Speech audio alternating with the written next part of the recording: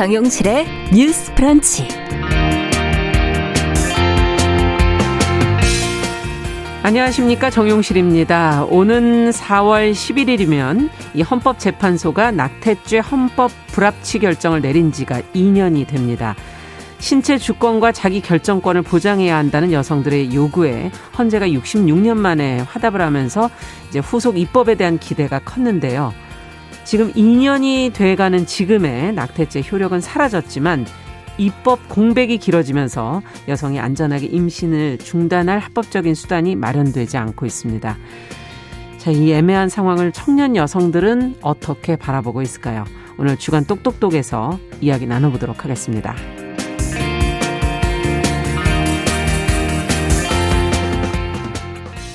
네, 텔레그램 N번방, 박사방에서 디지털 성착취를 주도한 조주빈, 강훈 등 범죄자들이 최근에 잇따라 중형을 선고받았습니다.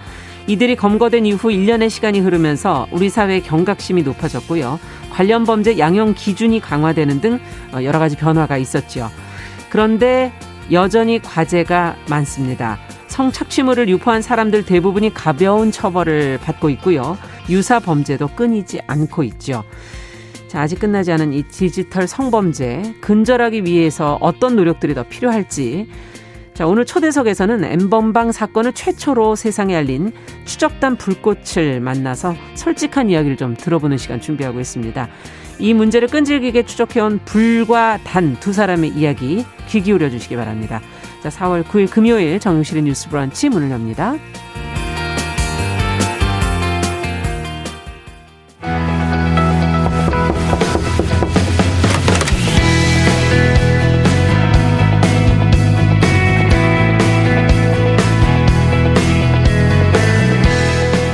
네, 금요일에는 항상 첫 코너로 주간 똑똑똑 준비하고 있습니다. 기성세대 담론을 넘어서 청년 여성들의 시각을, 그 시각으로 다양한 주제를 같이 이야기 나눠보면서 저희는 좀 경청해보는 시간을 갖고 있습니다.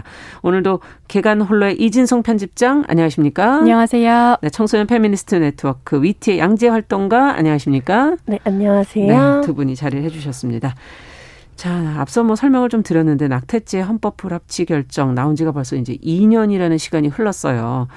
오늘 이와 관련된 얘기를 나눠보려고 그러는데, 오는 4월 11일이 바로 그날이고, 당시의 헌재 판단, 벌써 2년 전이긴 하지만, 어쨌든 네. 그 의미와 파급력을 한번 지금 되짚어보죠, 한번. 어떻게 보셨습니까, 그 당시에? 네, 낙태죄 폐지는 그동안 여성의 몸을 국가가 통제할 수 있고 뭔가 출산이나 인구 정치의 일부로 사용할 수 있다라고 여겼던 사회 규범에 대한 변화였다고 생각해요. 네. 그래서 좀 결혼을 하지 않았거나 청소년이거나 장애인 같은 사람들, 또 사회가 인정하는 범위에서 벗어난 여성들의 성적 실천이 그동안 문란하거나 비정상적이고 위험한 것들로 바라봐졌던 것에는 임신에 대한 공포가 굉장히 컸었는데 이런 기존 문화를 변화시키는 굉장히 중요한 결정이었다고 생각합니다. 네. 양재 활동가께서 먼저 얘기해 주셨고요. 그럼 이진성 편집장께서는? 네, 일단 자신의 신체에 대한 결정권이 이제 가장 기본적인 인권인데 이게 유독 임신과 출산이라는 영역에서는 좀 지워지는 경향이 있었습니다. 네. 그래서 당시 낙태죄 이 헌법 불합치 결정이 한국 사회에서 여성의 신체에 대한 자기 결정권이 이제 기본적 권리임을 다시 한번 확인한 결정이고요. 특히 낙태죄에서 지금까지 태아의 생명권이나 여성의 결정권을 경합하는 권리로 봤다면 네. 이 당시 이제 불이치에서는 관점의 전환을 제시를 했는데요. 네. 이 태아와 여성은 별개지만 의존적이고 상호작용하는 존재이기 때문에 여성에 대한 보호가 처벌이 아니라 보호가 선행되어야 한다라는 관점을 제시했다는 점에서 의의가 있습니다. 그래서 여기에는 임신 중단을 둘러싼 우리 사회적 논쟁이 새로운 장으로 이동해야 된다는 사회적 요청이 담겨 있다고 볼 수 있습니다. 네. 지금 사회 규범의 어떤 변화라든가 아이와 여성의 그 생명이 서로 별개가 아니라는 점, 이런 점들을 지금 지적을 해주셨는데, 자, 올해 1월 1일부터 이제 낙태죄 자체는 이제 사라졌지만 후속 입법 진도가 지금 나가고 있지를 않아서 입법 공백, 비어있는 상태가 지금 계속 이어지고 있거든요. 이걸 보시면서 심정이 어떠세요, 두 분은? 양지 활동가께서 먼저 얘기를 좀 해주시겠어요? 네. 앞에서 말씀드렸듯이 낙태죄가 하나의 법제도가 사라진 게 아니라 여성의 몸을 통제의 수단으로 봐왔던 시선의 변화였다고 생각을 해요. 네. 그렇다면 사실 여성의 임신에 대해서 임신 중지에 대해 불법의 영역으로 다루는 게 아니라 더 많은 고민이 필요한 거죠. 이 임신 중지가 특정한 사건이 아니라 여성의 일상이나 성을 경험하거나 임신한 몸으로 살아가고 출산을 결정하고 출산 이후에 살아가는 이 모든 삶의 전반적 행위 안에 속해 있는 거잖아요. 이 임신 중지가. 그래서 시민사회에서는 이것을 여성의 재생산 권리 관점에서 봐야 한다. 특별한 사건이나 특별한 하나의 어떤 허용이 아니라 여성이 성을 경험하는 과정에서의 권리들이 다 보장돼야 안전하게 임신 중지할 수 있다라고 이야기했었고, 그래서 이런 재생산 권리에 대한 좀 논의나 후속 입법이 굉장히 절실하다고 느낍니다. 네, 재생산 권리. 아마 낯선 용어다 이렇게 지금 들으시는 분들도 계실 것 같아요. 자, 이진성 편집장께서는 어떻게 보세요? 네, 일단 입법 공백이 길어지고 있는 상황의 가장 큰 문제는 현장에서라고 볼 수 있는데요. 그렇죠. 네, 아무래도 이제 임신 몇 주까지 임신 중단을 허용할 것인가 이런 걸 두고 안전한 임신 중단을 위한 정부의 지원 방안을 담은 모자보건법 개정안이 아직 발이 묶이면서 현장에서 몇 주까지 이거 허용을 할 것인가를 두고 병원마다 혹은 우왕좌왕하고 기간의 차이가 있다거나 아니면 금액의 차이가 크다거나 하는 식으로 현실적으로 지금 낙태가 필요한 여성들이 좀 어려움을 겪는 문제가 발생하고 있습니다. 네, 현장에서는 정말 혼란스럽겠어요. 네. 제대로 된 법이 지금 마련되지 않아서. 자, 그렇다면 정부가 지난해 말에 입법 예고는 사실 하긴 했거든요. 모자보건법 개정안을 입법 예고해서 일종의 낙태죄를 부활시키려고 하는 것이냐는 비판도 일부에서 지금 나왔고, 법안은 현재 이제 방치돼 있는데 비교적 초기에 해당하는 14주의 기준은 또 논란이 조금 또 되는 부분도 있고요.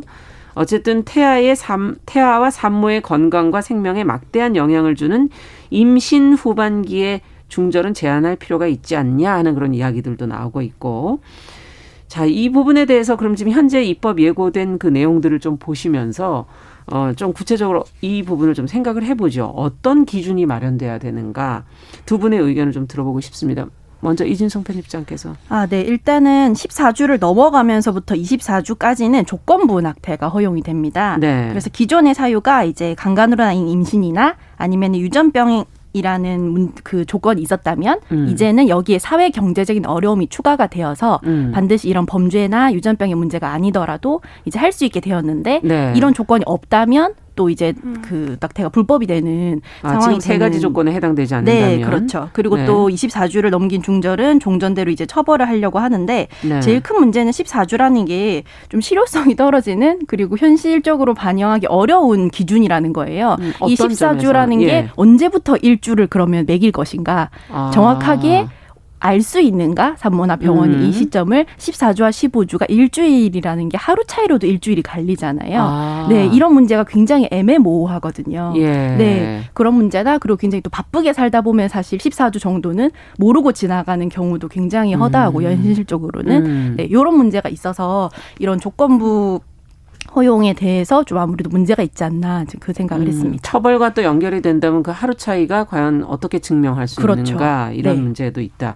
양지혜 활동가께서는 어떻게 보세요?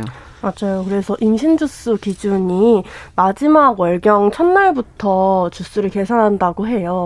그럼 14주간 3달 정도 굉장히 짧은 기간인 거죠, 사실. 그렇죠. 월경 불순을 겪는 사람들도 많으니까요. 근데 여기에 더해서 청소년의 경우에는 상담 사실 확인서를 제출해야지만 임신 중절을 할 수 있는 조항이 입법 개정 예고안은 있고, 그리고 16세 미만의 경우엔 사실상 보호자의 동의를 받아야 되는데 이 모든 절차를 14주 안에 끝낼 수 있냐라는 질문이 되게 많이 들고요. 또 한편으로는 이런 성폭력 피해를 경험해야만 혹은 보호자의 동의를 받아야만 좀 임신 중절을 할 수 있다라는 건 여전히 임신 중절의 권리가 피해를 증명하거나 허락을 구하는 방식으로 축소되어 왔다라고 생각하고, 그래서 피해와 별개로 당사자 결정이 가장 먼저이고 출산 여부를 결정하는 과정에서 한편으로는 내가 청소년이 위치해 있는 거, 내가 장애를 가지고 있는 게 되게 짐이 되기도 하고 어떻게 보면 장애를 가진 여성한테는 정말 출산하실 거예요? 이런 질문 정말 많이 오는데 이런 게 장벽이 되지 않을 수 있는 사회를 만들어야 임신 중절도 출산도 더 쉬울 수 있다라고 생각합니다. 네, 근본적인 얘기를 지금 해주셨고요. 양재 활동가께서는 지금 이진송 편집장께서는 그 14주라는 것에 대한 문제점, 두 분 다 지금 그 너무 짧은 기간 아니냐, 그 안에 모든 결정을 할 수 있겠는가라는 근본적인 질문도 또 해주셨어요. 자, 그런데 낙태죄 지금 헌법 불합치 판단이 내려진 이후에 여성계에서 좀 요구하고 있는 것 중에 하나가 지금 임신 중단 약물, 미프진이라는 것인데 그것의 도입을 얘기하고 있는데 이게 왜 필요하다는 목소리가 좀 나오는 건지 이거 좀 솔직하게 들어보고 싶어요. 아, 네. 예. 일단은 미프진은요, 경구 낙태약이고요. 먹는 형태로 이제 섭취하는 건데 수술 없이 너무 생명을 쉽게 하는 거 아니야? 이런 지금 지적들이 많이 나오죠. 네, 수술 없이 10주 내외 네. 이제 초기 임신에서 임시 중단을 유도하는 약물입니다. 그래서 아무래도 수술보다 심리적 장벽이 좀 낮은 편이고요. 아, 그렇죠. 네, 이거는 근데 2005년에 이미 이제 세계보건기구가 이 경구 임신 중단 약물로서 가장 널리 활용되는 약물로 필수 의약품으로 지정을 하기도 했어요. 네. 네, 그래서 임신 중단을 목적으로 한 미프진 처방이 전 세계 현재 70개국 이상에서 합법화되어 있거든요. 근데 우리나라 같은 경우는 지금까지 도입이 안 되어 있어서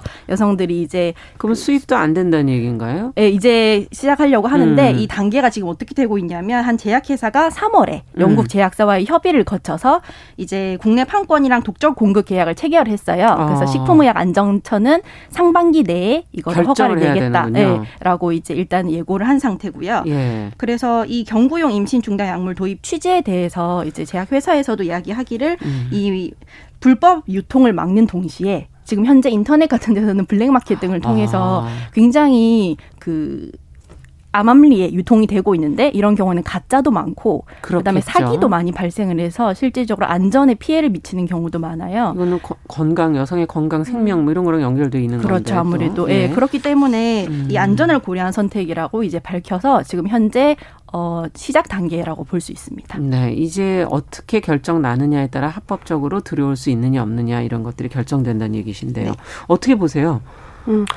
네. 저는 사실 이런 미프진 도입이 모든 여성들에게 있어서 심리적 장벽을 낮추는 데 중요하지만 무엇보다도 뭐 이주민이나 지역민 같이 좀 비교적 의료 사각지대에 있을 수 있는 여성이라거나 혹은 뭐 장애인처럼 현재의 의료 시스템에서 소외되는 몸을 가지고 있는 사람일수록 더 임신 중절을 수술을 받는 것에 대한 리스크가 클 수밖에 없다고 생각을 해요. 예. 또 한편으로 뭐 청소년 같은 청소년이나 뭐 아니면 친밀한 관계 내에 성폭력을 경험했던 사람들의 경우에는 사실은 동거인이나 보호자의 감시를 벗어나서 수술을 하는 게 되게 어렵기도 하고요. 그래서 이런 다양한 취약한 집단에게 임신 중절 수술보다 미프진이 조금 더 편리하고 접근 가능한 방식일 수 있다라고 생각합니다. 네.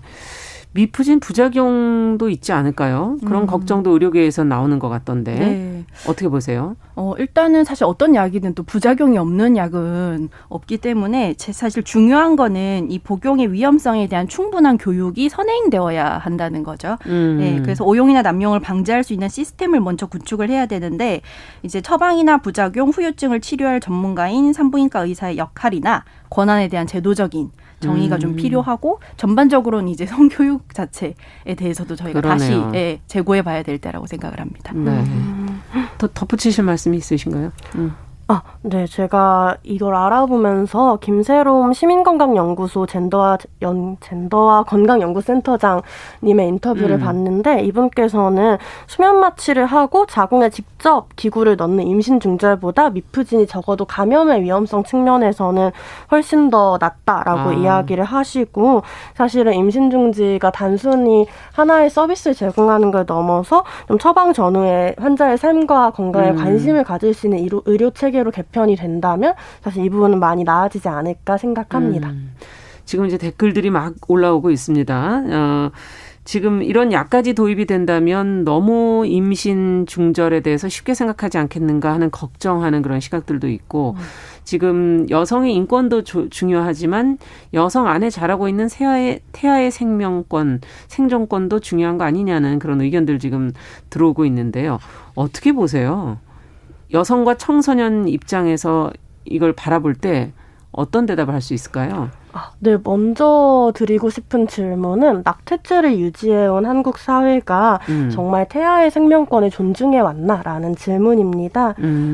기존 모자부건법은 이미 장애를 가진 태아의 경우 예외적으로 임신 중절을 허용하기도 했었고 정부는 특정한 시기에 인구 조절을 위해 임신 중절을 사실상 권장하기도 했었습니다. 사실은 이런 부분들에 대해서 태아의 생명권을 이야기할 때 여성의 몸을 그저 아기 집, 출산의 도구로만 여기는 시선이 너무 크다고 생각하고 임신과 출산의 영역에 대해 모성의 위대함으로 극복하라라고 얘기할 게 아니라 좀 임신 출산 과정 자체를 안전하고 평등하게 경험할 수 있는 시스템이 필요하다라는 생각이 많이 듭니다. 네. 진짜 그러네요. 임신과 출산을 겪어본 저로서도 아이를 낳을 때 정말 내 몸을 한번 제대로 신경을 써본 적이 있었나 하는 생각도 들기도 하고 다른 제 주변에 있는 사람들도 그런 얘기를 가끔 하게 되기도 하거든요. 네. 예. 어떻게 보세요? 이진성 편집장님. 네, 일단은 임신 중절이 이제 쉬워지면은 너무 쉽게 하지 않을까라는 우려에 대해서는 사실 조금만 생각을 해보면 이 낙태로 인해서 그 몸에 가장 큰 영향을 받는 것이 여성 당사자이기 때문에 네. 그렇게 막 쉽게 무분별하게 남용하고 싶어하지 않아요. 우리가 보험이 된다고 해서 교통사고로 당하고 싶어하지 않는 것처럼. 네. 네, 그래서 오히려 이제 낙태가 수월해졌다는 이유로 피임에서의 책임이 굉장히 가벼워지지 않을까에 대한 걱정이 저는 있어요. 그래서 궁극적으로는 이 낙태를 쉽게 하는 것도 중요하지만 성교육과 피임에서의 자기 결정권을 존중하는 사회를 만들어서 더 자신을 보호할 수 네, 있도록. 낙태를 애초에 이제 할 일을 최대한 줄이는 거. 이 방향으로 가는 게 사실 저는 중요하다고 생각을 하거든요. 그러니까 원치 않는 임신을 예방할 수 있는 사회를 먼저 만들어 나가는 거. 그렇게 해야 여기에서 이제 말하는 뭐 무분별한 낙태라던가 아니면 청소년들의 뭐 성적인 뭐 이런 거에 대한 이야기를 좀 더 확장해서 나아갈 수 있다고 생각합니다. 그 문제를 최소화하려면은 그 예방을 하는 네. 원치 않는 임신을 예방할 수 있는 부분이 네. 잘 되면 문제가 적어질 것이다. 지금 그런 얘기신 거죠. 그러네요. 피임의 문제가 상당히 또 이 낙태죄와 연결이 되어 있는 게 굉장히 중요한 부분이구나 하는 생각이 인식이 됩니다. 지금 이렇게 이 문제가 길게 시간을 지금 끌고 있는 데는 어떻게 보면 종교계에서 임신 중절을 이제 반대하고 있지 않습니까? 정치인들이 이 부분에 후속 입법을 하는 것을 좀 주저하게 만드는 부분이 있는 것 같고요. 여성의 신체 주권에 관한 문제에 여성의 입장이 어떻게 보면은 가장 우선적으로 반영돼야 되는 거 아닌가 하는 그런 입장을 가지지만 또 다른 생각들을 가진 분들도 있고 어떻게 보십니까 이 부분은? 네, 사실 정부에서 입법 개정안을 만드는 과정에서 여성운동의 목소리가 완전히 삭제되는 경험을 우리는 했던 것 같아요. 그래서 종교계에서 흔히 이야기하는 태아는 생명이다라는 말에서 좀 제도 밖에서 성관계와 임신을 경험한 여성들에게 가해지는 사회적 낙인이 얼마나 고려되고 있는가 혹은 이진성 편집장님이 말씀하셨던 것처럼 여성이 안전하게 피임을 하거나 자신의 몸에 대해 선택할 수 있는 권리를 얼마나 고려하고 있는가에 대한 질문이 너무 많이 빠졌다라고 생각을 하고 지난 몇 년간 저도 페미니스트로서 광장에서 많이 외쳤던 말은 My body, my choice라는 말이었어요. 그러니까 내 몸이 내 선택이어야 한다라는 얘기였는데 그 말을 외치는 모든 순간이 나의 몸이 얼마나 사회적인 영향을 받는 존재이고 나의 성적인 실천이 얼마나 이런 태아는 생명이고 여성은 정숙해야 하고 당신의 성적 실천은 사회적 낙인을 받을 수 있다라는 메시지를 끊임없이 주입받아왔던 몸인지 생각하는 계기가 되어서 좀 이제는 임신 중절에 대한 여성의 몸에 대한 이야기들이 단순히 개인적 영역이 아니라 공적인 권리 보장의 영역, 재생산 권리 보장의 영역으로 다뤄져야 된다라고 생각합니다. 네. 어떻게 보세요, 이진성 편집장께서? 네, 일단은 후마니타스 출판사에서 나온 이제 배틀그라운드라는 책이 있는데요. 네, 이 책에서는 낙태죄를 둘러싼 이제 성과 재생산의 정치라는 부제를 붙였는데 종교계의 낙태 금지 논리가 어떻게 정치적인 목적을 위해서 형성되고 변형되어 왔는지를 보여준 챕터가 따로 있어요. 네, 그래서 이 정도로 여성의 몸은 굉장히 다양한 정치적 이해관계가 충돌하는 장소이기도 한데요. 그렇게 중요합니까? 네, 그렇죠. 그래서 네. 예를 들면 사실은 1953년에 처음 이제 낙태법이 제정 당시에도 이미 사문화된 법으로 여겨졌는데 1953년도에도 네, 처음 만들어졌는데 60년도에 이미 국가 주도의 그 산하 정책으로 저희가 낙태를 아까 권장하고 권유하는 거를 양재 활동가가 얘기를 하셨잖아요. 그렇죠. 그때는 아이를 너무 많이 낳아서 걱정이었었으니까. 그렇죠. 네, 그 많은 아이들이 자연스럽게 피임으로 이제 조절됐을 리는 없지 않습니까? 네. 그런데 사실 이게 문제가 되는 거는 2000년대 이후에 출산율의 감소 때문에 네. 지금까지의 그 인구 정책이 저출산 대책과 임신 중절 예방 정책으로 변화하면서 이 변화 국면이 생긴 거거든요. 그렇죠. 어떻게 보면은 정치적인 변화에 따라서 네. 지금까지 여성의 몸에서 일어나던 일이 죄가 되고 어떨 때는 권장이 되고 이런 양상을 띄었던 거예요. 여성의 결정권과는 무관하게. 인구 문제와 네, 연결돼서. 그렇죠. 네. 2000년 이후에 더 그게 범죄적으로 더 해석되어지는 그렇죠. 면이 그래서, 생긴 거군요. 네, 처음 이제 이 낙태죄 문제가 그 프로라이프 의사 고발의 활동을 통해서 2010년 이후에 굉장히 크게 이제 불거졌을 때 네. 사람들이 이제 좀 당황했던 거는 이게 지금까지 불법이었는가? 한국 사회가 이렇게까지 암암리에 묵인을 해왔는데에 대한 이야기들.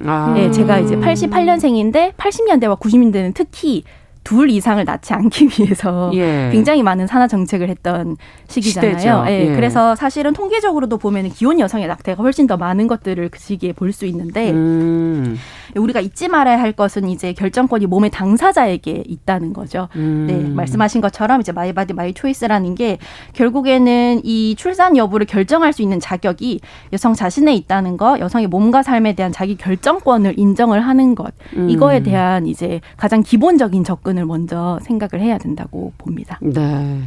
이거를 합법이냐 불법이냐 아니면 용인하느냐 뭐 묵인하느냐 이걸 처벌하느냐 그것으로 과연 문제가 해결이 될 것인가 하는 그런 생각도 들기도 하고 근본적으로는 아이를 낳는 여성의 몸 자체의 어떤 건강이라든가 이런 부분에 조금 더 신경을 써야 되는 것 아닐까 뭐 하는 그런 생각도 들기도 하는 여러 가지 생각이 듭니다.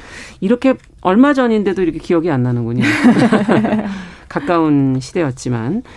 자, 그렇다면 오늘 이야기를 나눈 이 낙태죄 폐지 후속 입법으로 또 어떤 그러면 제도들이 만들어져야 되는지 정말 중요한 거 놓쳐서는 안 될 게 무엇인지 지금 이제 논의가 아직 끝나지 않은 상태고 결정이 되지 않은 상태에서 두 분이 생각하시는 중요한 부분들 우리 사회의 인식이 또 어떻게 변화되길 바라는지 말씀을 좀 듣고 싶네요. 양재 활동가부터 말씀해 주시겠어요? 네. 네, 저도 이런 입법이 공백이 있는 상태에 대해 참 고민이 많은데요.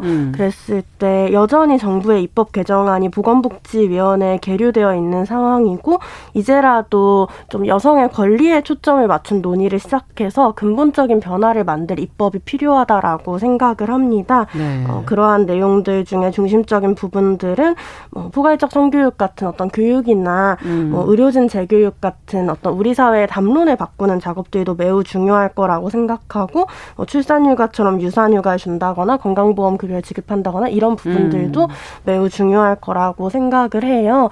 무엇보다 제가 이 입법 개정 후속 입법 과정에서 가장 관심을 가지고 있는 것은 여성의 다양한 차이들이 존중될 수 있는 입법인데요. 이를테면 이 입법 과정에서 임신 중지의 권리가 청소년에게도 평등하게 보장될 수 있는지 혹은, 여성 안에서도 네, 혹은 뭐 성소수자가 조금 더 이용하기 좋은 여건들을 만들 수 있는 방법은 없는지 이런 것들에 대한 질문 혹은 지역적 차이에 의한 공백은 없는지에 대한 질문도 들고요. 또 한편으로 미프진 도입에 있어서 현재 상반기까지 신약 허가를 하겠다라는 입장이 있지만 그동안 신약 허가나 심사 기준이 1년 가까이 들었다는 점을 생각할 때 이런 유산휴소제가 연내 도입될 수 있을지 이것에 대해 좀 더 강력하게 주장해야겠다라는 생각 그리고 이런 미프진이 좀 여성 전문 공공의료기관 혹은 보건소를 통해서 조금 더 원활하게 공급되어야 한다라는 고민 가지고 있습니다. 네. 자, 어떻게 보십니까? 이준성 편집장께서. 네, 좋은 말씀 해주셔서 저도 그냥 부연만 하자면 이제 후속 입법 방향이 지금까지 처벌에 맞춰졌던 게 아니라 이제는 패러다임의 변화가 필요해서 여성 임신 유지나 중단의 결정을 온전하게 할 수 있는 신체적, 정신적 그리고 사회적 지원과 보호에 이제 집중되어야 한다라는 필요를 이야기를 하고요. 그래서 저는 아무래도 이제 인식 변화에 대한 이야기를 또 안 할 수가 그게 없어요. 가장 중요하겠죠. 네, 그렇죠. 예. 그래서 우리 사회에 좀 흔한 잘못된 인식 중에 하나가 이제 낙태를 굉장히 성적으로 문란한 젊은 여성의 어떤 일탈, 비극 정도로 생각하는 그런 분위기가 굉장히 큰데 네. 이거는 사실 나쁘거나 쉬쉬해야 하는 어떤 참혹한 비극이 아니라 누군가에게도 불시에 일어날 수 있는 일이고 그렇다 보니까 예상치 못한 몸의 변화가 있을 때 받을 수 있는 우리 여러 가지 의료적인 어떤 지원들이 있잖아요. 그렇죠. 그 중에 하나 정도로 좀 담백하게 이제 인식의 변화가 필요하다. 수반되어야 되지 않나 이렇게 봅니다. 네. 자, 많은 분들이 의견을 보내주셨어요. 의견 다양합니다. 권리 주체 2032번님께서는 권리의 주체는 당사자 여성이 돼야 됩니다. 제도적인 부분은 건강과 안전 측면이 우선시 돼야 되겠군요. 이종혜님께서는 피임과 임신에 대한 교육이 학교 정규 과정으로 도입이 돼서 여성을 근본적으로 보호해야 되지 않겠는가. K80351009번님께서는 종교계만이 아니라 생명을 해지하는 것은 상식적으로 파급력이 크다는 거는 공감해야 될 것 같습니다. 또 강주영님께서는 미성년자의 낙태는 또 부모 동의가 판단이 온전히 자신이 처리할 수 있는 경우가 아니라면 부모의 동의도 필요할 것 같다라는 의견도 보내주셨습니다. 네, 아직까지도 팽팽하게 의견이 다른 의견들이 있는 것 같아요.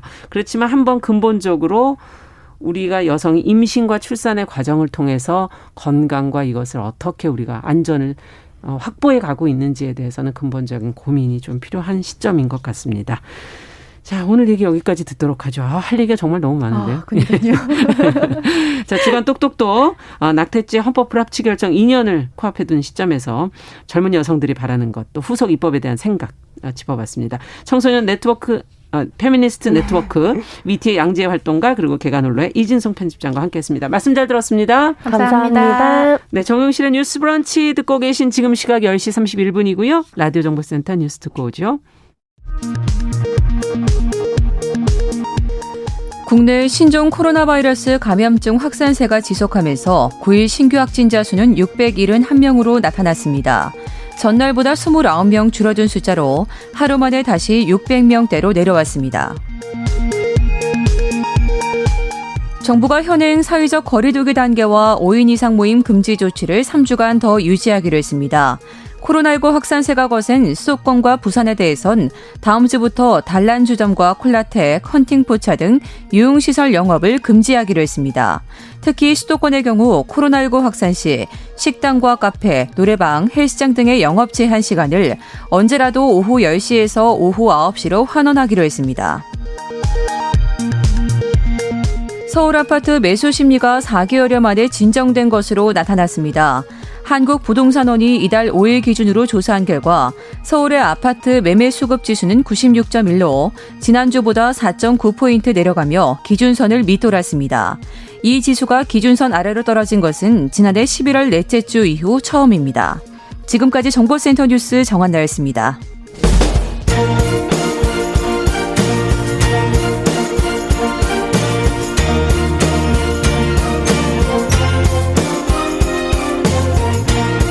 여성의 감수성으로 세상을 봅니다.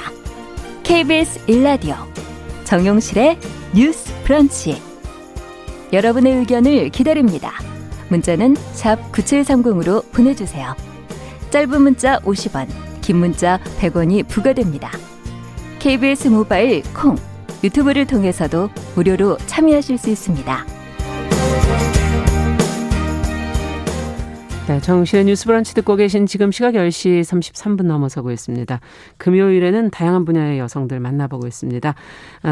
텔레그램 N번방, 박사방 뉴스를 통해서 많이 들으셨죠. 디지털 성착취 사건이 세상에 알려진 지가 벌써 1년의 시간이 훌쩍 지났습니다.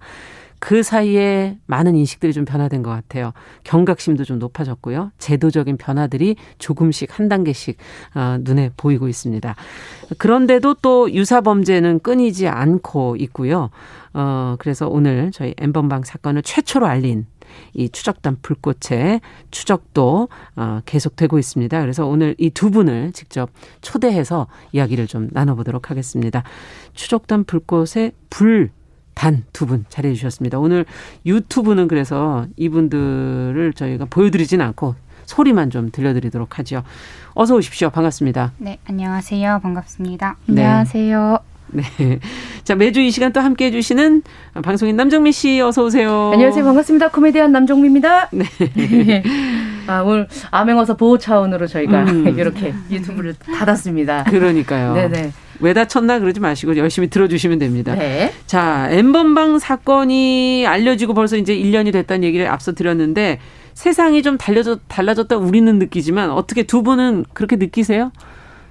네, 좀 달라지긴 달라졌죠. 많은 변화가 있긴 했습니다. 뭐 이제 앞서 말씀하신 것처럼 N번방 방지법이 제정이 되기도 했고, 네. 특히 디지털 성범죄가 이전에는 큰 범죄라는 인식이 없었는데, 맞아요. 그게 어느 정도 범죄라는 인식이 사회에 합의가 됐다 말씀을 드릴 수 있을 것 같고요. 또 이전에는 없었던 디지털 성범죄 양형 기준이 제정된 것도 하나의 큰 변화라고 볼 수 있을 것 같습니다. 그렇죠. 어떻게 느끼세요? 두 분의 말씀을 다 듣고 싶네요. 이제 저희가 살아가고 있는 이런 일상생활에서는 디지털 성범죄는 범죄다라는 인식이 많이 이제 만연해진 것 같은데 네. 아직까지도 모니터링하고 있는 그런 텔레그램이라든지 혹은 디스코드에서는 이 불법 촬영물 혹은 디지털 성착취물을 그저 야동이라고 부르면서 이 범죄 사실을 좀 지우려는 가해자들이 상당히 있어요. 예. 그래서 그런 부분들은 여전히 개선돼야 된다고 생각하고 있습니다. 아직도 야동이라는 이름으로 돌아다니는 문제되는 그런 것들이 있다. 아까 네. 디스코드? 네. 그건 뭐죠? 그것도 이제 메신저인데요. 예. 주로 이제 게임을 하는 유저들이 많이 사용하는 그 음성으로도 대화를 할 수 있는 그런 메신저입니다. 여기서도 지금 이런 디지털 성범죄가 만연하고 이어지군. 있다. 그렇군요. 사실 이제 조사를 하면서 보니까 예. 방금 얘기했었던 그런 그 해외 음성 채팅 룸으로 아무래도 게임하는 사람들이 좀 연령이 어리다 보니까 이게 다시 환원이 되는 게 어린 사람들이 또다시 이 범죄자 그리고 이걸 유포하는 사람 이걸로 돈을 번다 이렇게 얘기하는 기사들을 봤어요. 예. 진짜 엄청 끔찍하다는 생각이 들고 참 어떻게 해야 이런 범죄를 뿌리 뽑을 수 있을까. 사실은 두 분이 계시면 안 되는 거 아닙니까? 이제 빨리 이런 일이 없어야 그렇죠. 그럴 텐데 답답한 마음이 드는데 참.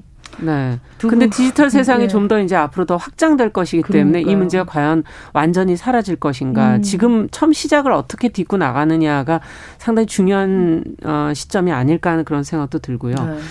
어쨌든 지난 한 해는 이 문제가 굉장히 보도가 많이 됐었고 우리 사회가 그 전에는 그 분야를 아예 어른들은 좀 인식을 못 하잖아요. 그런 디지털 세상을 잘 모르니까 더 감이 없다가 이제 이게 경각심을 높이는 데 분명히 역할을 하셨고요. 그리고 이 제2, 제3의 디지털 성착취가 일어나고 있다는 것도 이제 인지를 하게 됐습니다. 근데 지금 말씀해 주신 것처럼 나이가 그렇게 어려지니까. 그리고 최근 기사 보니까 중학생. 그렇게 돼 있더라고요.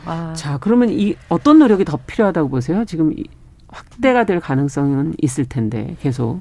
이제 저희가 계속 모니터링을 하는 이유도 이제 박사나 이제 그러니까 조주빈이나 문영욱 같은 주요 가해자들은 대거 검거가 됐고 재판이 진행 중이지만 이제 그들이 제작해 두었던 성착취물들은 여전히 공유가 되고 있습니다. 그래서 이런 것들을 뉴스에서 계속 보도를 하니까 호기심을 가진 뭐 중학생, 고등학생 그리고 뭐 20, 30대들이 이제 그런 텔레그램이라든지 디스코드 이런 쪽으로 유입이 되고 있고요.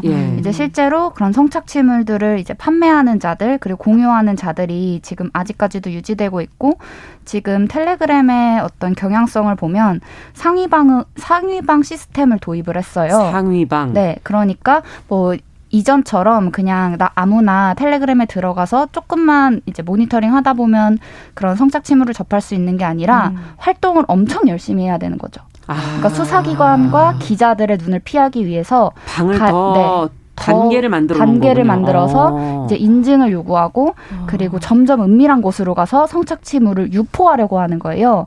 그러니까 지금 저희는 디지털 성범죄 유포를 하는 그런 범죄자들과 지금 싸우고 있다. 약간 이렇게 봐주시면 될 것 같고요. 네. 어떤 노력이 필요한가 하면 아까도 말씀드렸지만 그런 야동이라고 보는 시선들, 어떤 불법 촬영물들이라든지 소위 말하는 이제 연인 간 사이에 벌어지는 그런 불법 촬영 범죄들, 그런 것들과 성착취물들을 여전히 이제 원하고 그 안에 있는 피해자들이 있음에도 야동으로 소비하려고 하는 그런 시선들이 아직까지도 좀 걷어져야 된다고 보고 있습니다. 네. 예, 그렇다면 우리가 이번에 여러 가지 그 처벌이 나왔지만 그 성착취물을 공유하는 했던 분들에 대해서는 양형 기준이 그리 높진 않아서 그 부분도 조금 더 강화돼야 되나, 제대로 된 처벌이 있어야 되나, 뭐 이런 생각도 들기도 하고요. 어쨌든 주범들이 중형이 선고가 됐지만 상당수의 가해자들이 앞서 말씀드린 것처럼 가벼운 처벌을 받았거든요. 초범이라 반성해서. 이런 걸 보실 때는 어떤 생각이 드세요? 그 가해자들이 이제 말하는 게 본인들이 갓갓이나 이제 박사만큼만 안 하면 된다. 그렇게 얘기를 하거든요. 그렇게 안 하면 자기들은 잡히지 않을 것이고 잡힌다고 해도 빠져나갈 수 있고 잠깐 살다 나오면 된다라는 식으로 얘기를 해요.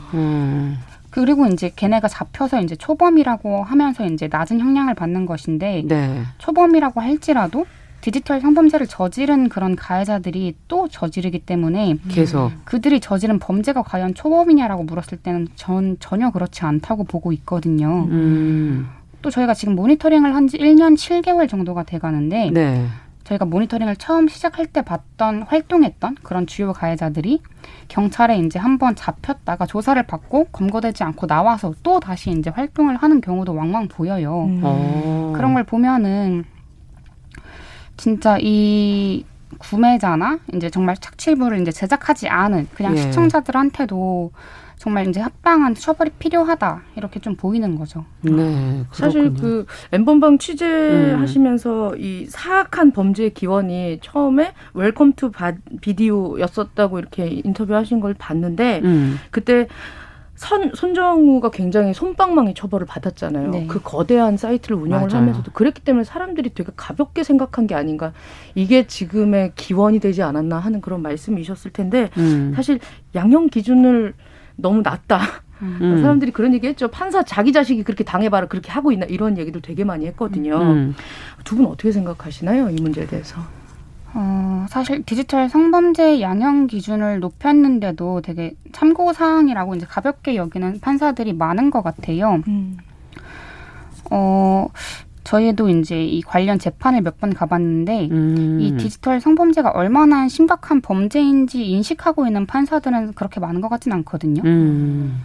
뭐 이제 걔네들은 뭐 이제 가해자들은 몇 년 살고 나오면 끝이지만 이 피해자의 영상이나 사진은 온라인 세상에서 영구 삭제되기가 현실적으로 정말 어려워요. 근데 이제 그 재판장에는 이제 가해자만 보통 있고 피해자는 재판장에 같이 나오기가 사실 어려운 현실이잖아요. 그렇죠. 그래서 이제 재판장은 가해자만 보고 가해자에게 감정이입을 하는 게 아닌가. 이게 피해자의 그런 남은 피해는 잊혀지고 그냥 그의 공유한 행동, 유포한 행동만으로 처벌을 하는 게 아닌가라는 그렇군요. 생각이 좀 듭니다. 피해자의 상황과 피해자의 지금 그 심리 이런 것들은 전혀 그 안에 배려 대상이 되고 있지 않다. 고려 대상이. 같이 법정에 설 수는 없지만 그걸 어떻게 보여주고 그들이 어떻게 인식하게 만들어야 되는가 하는 문제도 숙제로 남는다 하는 생각도 드네요. 자, 그렇다면 조주빈 검거 1년을 뭐 조금 넘긴 시점에서 저희가 한번 생각해봐야 할 것들을 한번 같이 얘기를 해봤고 두 분 얘기도 조금 사적으로 좀 들어가서 조금 더 들어보고 싶습니다. 앞서 제가 한 분은 한 분은 단 이렇게 말씀드렸는데 어느 분이 불인지 어느 분이 단인지 제가 본명을 얘기 안 하다 보니까 네. 저도 지금 혼란스러운데. 그리고 이렇게 이제 추적단 불꽃 이거 중에서 이제 한 글자 한 글자씩 정해서 예명을 지으신 거예요? 네, 아무래도 안녕하세요. 저는 단입니다. 네, 그리고 네, 저는 불입니다. 네. 아이돌 같아. 네, 저희가 아무래도 이런 디지털 성범죄를 추적하다 보니까 언제라도 저희의 사진이 이제 검색이 되어가지고 이런 가해자들 사이에 퍼질 수도 있겠다라는 경각심이 들더라고요. 그래서 익명으로 활동을 하려고 했고 그래서 활동명을 정해야 되는데 제가 이전부터 그 외자를 좀 써보고 싶어서 그럼 나는 단을 할래 이랬더니 이제 불이 그럼 나도 외자로 해야 되는 거야? 이러면서 남은 글자들이 괜찮은 게 이제 불 정도라서 이제 불로 하게 되었습니다. 네. 불시하고 단시하고. 네. 그러면 이제 추적단 불꽃 중에서 추자랑 적자랑 꽃자랑 남았어요. 뭐 고르시겠어요? 영입 3명도 영입. 네. 얼굴을 공개하지 않으시는 이유 또한 이제 그런 것도 있고 또 혹시 모를 위험 상황 때문이 아닐까 하는 추측이 드는데 좀 겁난다? 이런 상황이 되어야 할지 모르겠지만 그런 것도 있지 않을까 하는 생각이 들어요. 염려가 되네요. 네, 가장 큰 이유는 혹시 모를 그 위험한 상황을 좀 대비하기 위해서 하는 것도 있고요. 이제 가족분들이나 주위의 걱정도 굉장히 이제 염려가 크셔서 그쵸. 저희가 공개를 안 하고 있기도 한데 저희가 이 디지털 성범죄를 추적을 할 때 있어서 가장 중요한 게 저희의 신분을 가려서 이제 위장 잠입을 해야 되는 거잖아요. 그러다 보니까 이제 계속해서 앞으로는 당분간은 지금처럼 익명으로 활동을 하지 않을까 싶습니다. 그러네요. 예, 여러 가지 사실 언론도 어떤 그 좀 위험한 그 취재를 하게 될 때는 굉장히 위협을 느끼거든요. 그런데 더구나 젊은 분들이 그 개인으로 하셨기 때문에 처음 시작을 분명히 필요한 부분이 아니었을까 하는 생각도 드는데 주변에서 뭐라 그러세요? 솔직하게 두 분한테 걱정을 많이 해주십니까? 응원을 많이 해주십니까? 사실 이제 사건 초반에는 작년에는 걱정을 훨씬 많이 하셨어요. 이제 부모님이나 뭐 이제 그만하고 그냥 내려오면 안 되겠냐, 그렇죠. 집으로 오면 안 되겠냐 이런 말씀을 하시기도 했었는데 이 활동이 너무 중요한 걸 이제 좀 아시고 계속해서 이제 좀 근절해 나가야 하는 걸 이제 아시니까 인지를 하셨군요. 네, 그래서 되게 응원해주시고 격려해주시고. 네, 힘들면 쉬어가라는 말씀도 많이 해주시고요. 그래서 이제 그런 좀 응원과 격려를 통해서 계속해서 활동을 해나가고 있습니다. 그렇군요. 단님은 어떠세요? 저희 뭐 가족분들이나 아니면 가까운 분들은 이제 저희 둘이 활동하는 걸 보면서 항상 뭐 오늘 어디 다녀올게 그러면 불이도 같이 가는 거지 하고 꼭 같이 다니는지 여부를 체크를 하시고요.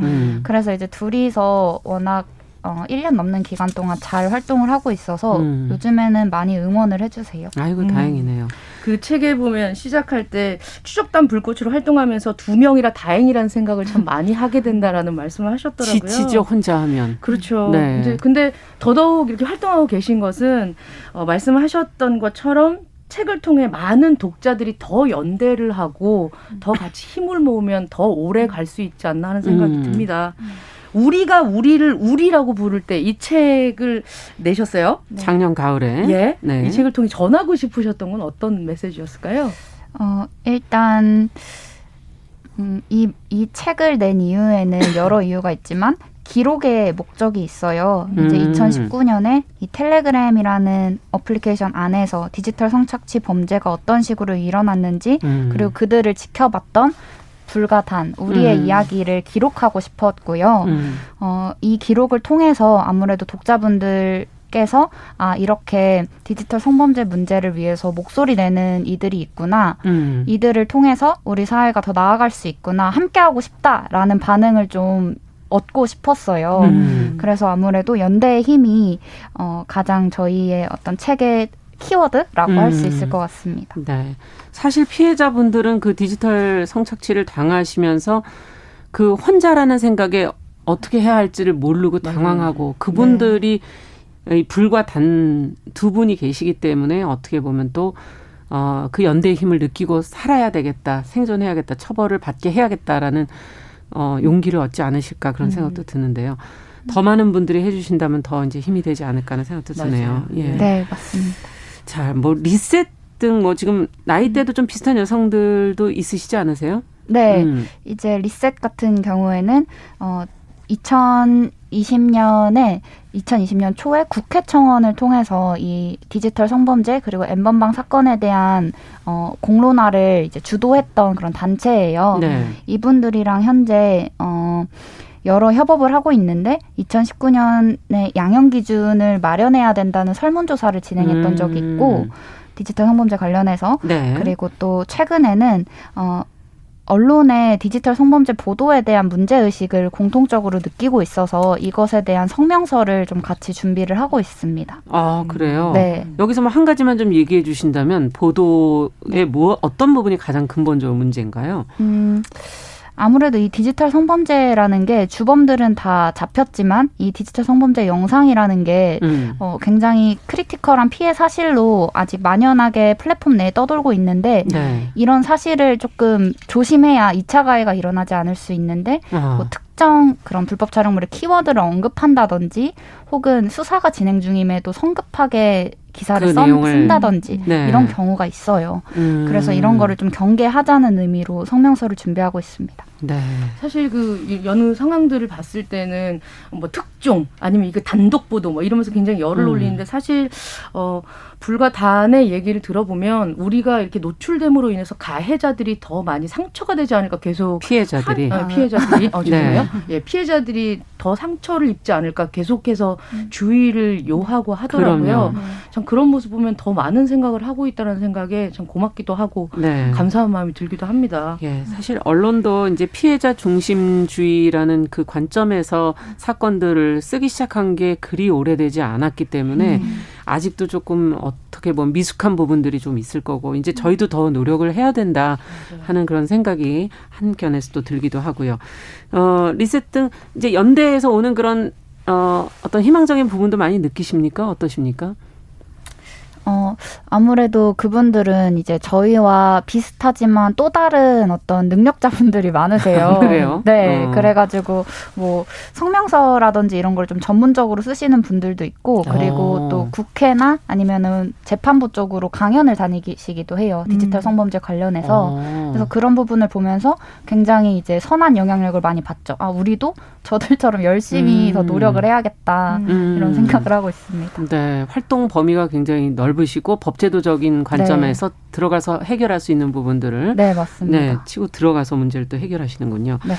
책이 지금 나온 뒤에 꾸준히 지금 회자가 되고 있는데 책에 대한 반응이 어떤 것 같아요? 일단 남정미 씨가 책을 잘 아시니까. 예, 굉장히 뜨겁고 아까 물어봤더니 상당히 이례적으로 굉장히 많은 지지를 받고 있다고 들었습니다.